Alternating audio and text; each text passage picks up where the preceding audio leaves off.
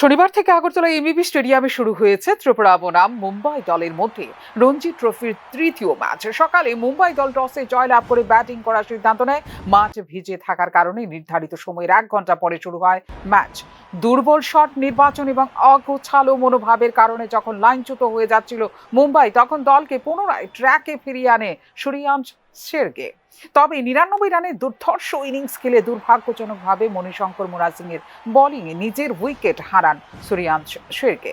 প্রথম দিনের খেলা শেষে মুম্বাইয়ের স্কোর দাঁড়ায় 248 রানে 6 উইকেট। প্যাভিলিয়নে ফিরে যাওয়া মুম্বাইয়ের ব্যাটসম্যানদের মধ্যে রয়েছেন অঙ্কুশ রঘুবংশী, আয়ুষ মাত্রে, সিদ্ধান্ত আদাত্রৌ, অধিনায়ক আজিঙ্কা রাহানে, সিদ্ধেশ লাড এবং সূর্যাঞ্চ শেরগে। প্রথম দিনের খেলা শেষে ক্রিজে রয়েছেন শামস মুলানি এবং হিমাংশু সিং। ত্রিপুরার বোলারদের মধ্যে মণিশঙ্কর মুরা সিং এবং অভিজিৎ সরকার পেয়েছেন 2টি করে উইকেট, পারভেজ সুলতান পেয়েছেন 1টি উইকেট।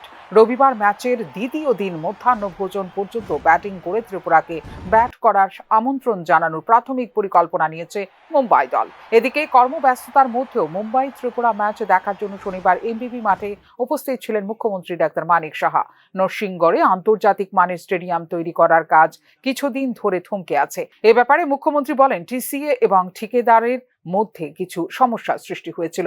বর্তমানে 3 জন আরবিট্রেটর নিযুক্ত হয়েছে। 6 মাসের ভেতর যেন কাজ শেষ হয়, এ ব্যাপারে উদ্যোগ নেবেন নির্দেশ দেওয়া হয়েছে বলে জানিয়েছেন মুখ্যমন্ত্রী। ক্রিকেট স্টেডিয়ামটি তৈরি হলেই বড় মাপের খেলা রাজ্যে অনুষ্ঠিত হবে বলেও আশা ব্যক্ত করেন মুখ্যমন্ত্রী। ফিউরো রিপোর্ট, নিউজ নাও।